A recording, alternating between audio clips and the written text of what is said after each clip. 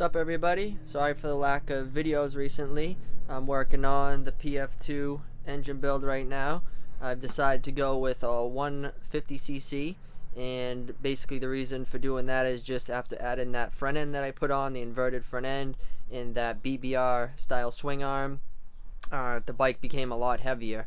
The billet swing arm is, like, I'd say at least 2 times as heavy as the hollow aluminum swing arm that the PF2 came with, and the front end's pretty heavy too. So we're gonna go the in between. It was either 150 or 115, or was it, sorry, 116cc, 150cc, or 160cc. So I got the 150cc cylinder and piston that I'm gonna throw in there, and we're just gonna go with that. So I started taking off, as you can see, the old base gasket. Gonna remove that and then get everything ready to go on. But I got a few parts coming in today as well for the PF2 build, so I'll have a couple more videos coming out following this one. Like I said, sorry for the lack of videos. I've just been trying to get money together for these builds, since I'm trying to do a couple at the same time. I got the MM12P. I'm trying to I got to send that bike out and get the frame or the engine mounts reinforced for the Daytona motor. If you saw my other video,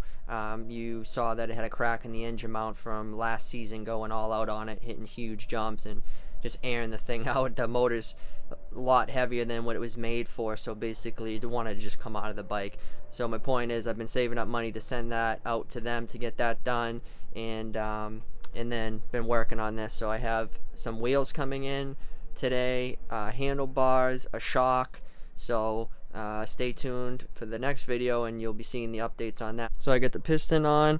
I orientated the piston rings how they're supposed to be, so I'm just going to finish cleaning up the base gasket, throw a new one on that I got over there, and then here's the cylinder.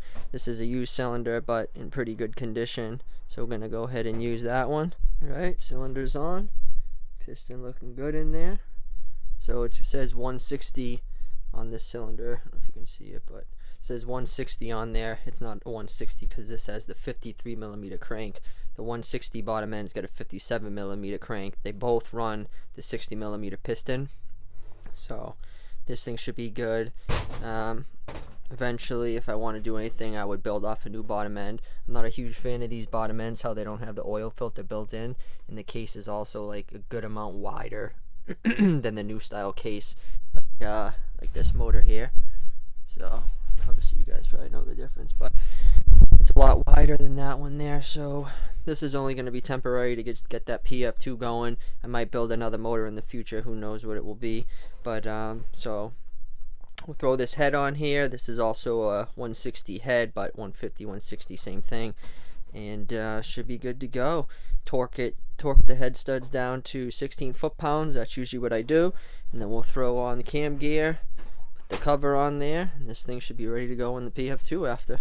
Grab this bad boy, snake the timing chain up through, like that. Making sure you guys can see this. Turn it a little bit. So there it is. The copper washer, obviously, bottom right, and all the other ones.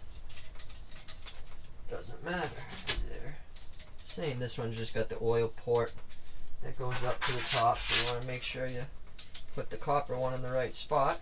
Okay, so now I'll put on the cam gear, and before I get ahead of myself here, thinking too much, don't forget your 2 inside 8mm bolts. These ones I just do hand tight. There probably is a torque for them, but you know, I've been building these things enough, and hand tight is always good for these inside ones here. I never had a problem, honestly. Alright, let's throw this cam gear on. This is usually the fun part too, trying to make sure you can get this. So that's at top dead center. We're good right here. Sometimes I can get this in like the first try, and then other times it takes me a while, but let's see. We'll do it one take here. Let's see what happens, see if I get lucky. First try at it. Ready? This is just a pure guess, but no way.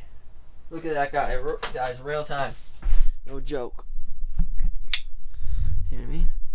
Told you I build these motors a lot, right? First try, dead on the money. See the little thing right there? And then we're good down here. Obviously we got our Top dead center mark, literally right there. And we couldn't be any more perfect. First try, let's go. Then you just take this. Right here, you see how it moved over just a tiny bit. Look at that, now we're lined right up. And go ahead and take your bolts. Put them babies in there.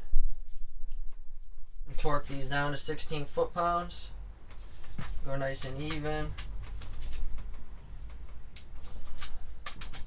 Crisscross applesauce it. Sometimes you don't hear the click. You go too much.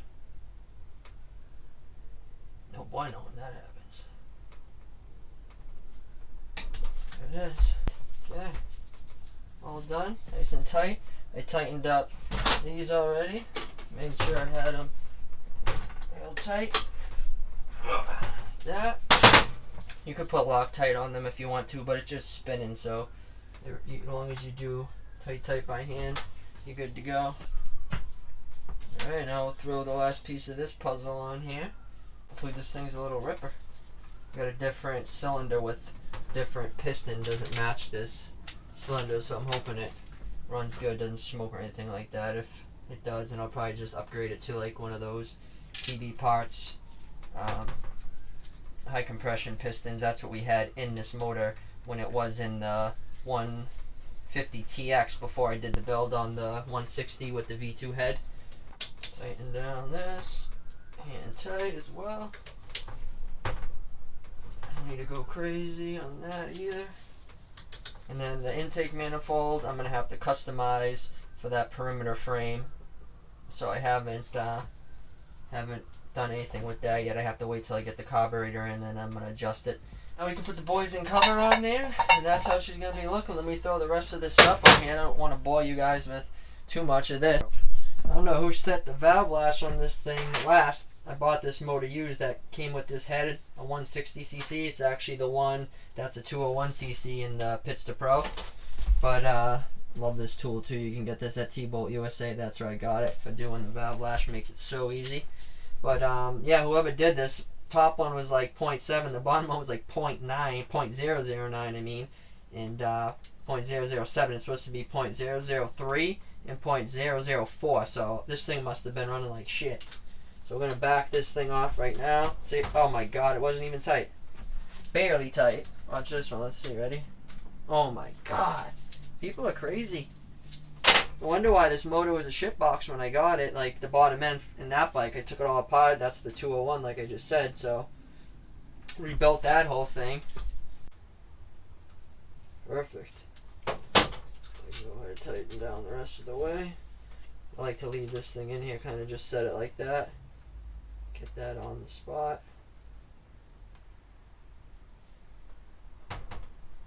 Oh, perfect. Let's see. Oh yeah.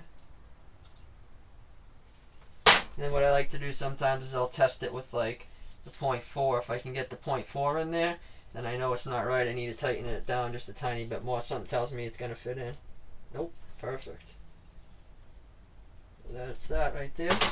I'll double tighten it down because I've had these come loose before on me. I want to make sure them babies are tight. Go back again and double check it. But yeah. That's how I do that. So I'll do the bottom one. Valve lash is all done. 0.003, 0.004 on the bottom. Now this thing should be running much better than how this head was running on the other engine, who I got it from. So check this out. I got some BBR covers we're going to be using instead of these red ones here. I actually forgot that I had these and I refinished them. They were originally black and all faded out. Can't really see where it said BBR. You kinda can, but they are legit BBR covers, which are really rare. People would pay good money for these, so I'm going to toss them on this engine. Should complement it well. Got the boys in cover on there already, and then I'm going to wait for my carburetor to come in, and then I'll make the intake, because I cut it and I'm going to have to move it. If you saw my other video, you know what I'm talking about, but it just needs to be in the center because the frame spars on each side. If it was angled, it would hit the air filter would. Kind of like the same problem I had on my MM12P originally. I'm going to have to find some gaskets for these. I can use these ones. There we go. BBR covers are on. I ended up removing those studs and putting some stainless steel bolts. And I'm curious what you guys think. Should I have these anodized red, or should I just leave them polished like this? Let me know down in the comments. I also threw on the Pro Circuit shifter, really hard to find. I'm on the hunt for another one. If you guys have a lead on any, let me know. But yeah, this engine's ready to go. So I'll take you next door and I'll show you the state of the PF2 right now, and we'll get this thing in ASAP. She's pretty much been sitting like this for the past 2 months. I ended up getting rid of the handlebars that I had on there. They were a little bit too low. I pulled the old motor out, or the one I was using for mock-up, and I got a rear brake line, and I think that's pretty much about it since the last video as far as this goes. Like I was telling you guys, some people were wondering where I've been at, and I've just been saving money so I can get these builds going or finished up. But yeah, so this is how she's sitting right now. Basically just waiting for parts to come in. Like I said, tomorrow I'll make another video. The parts should be in today sometime. I'm just waiting on them to come in. As soon as they come in, we'll start putting this thing together. But I'm really excited now that it's getting close to the end. I want to ride this thing, so stay tuned for more videos. As always, guys, don't forget to like, comment, and subscribe if you're not already subscribed. I see a lot of people that watch the videos aren't subscribed, so please do me a favor and subscribe to the channel. Consider sharing this with a friend, and stay tuned for the next one. We'll get this thing up and running. Like I said, I got all the parts coming in for it, so soon enough. I'm excited to show you guys what I did for a wheel package on it, and yeah, thanks for watching.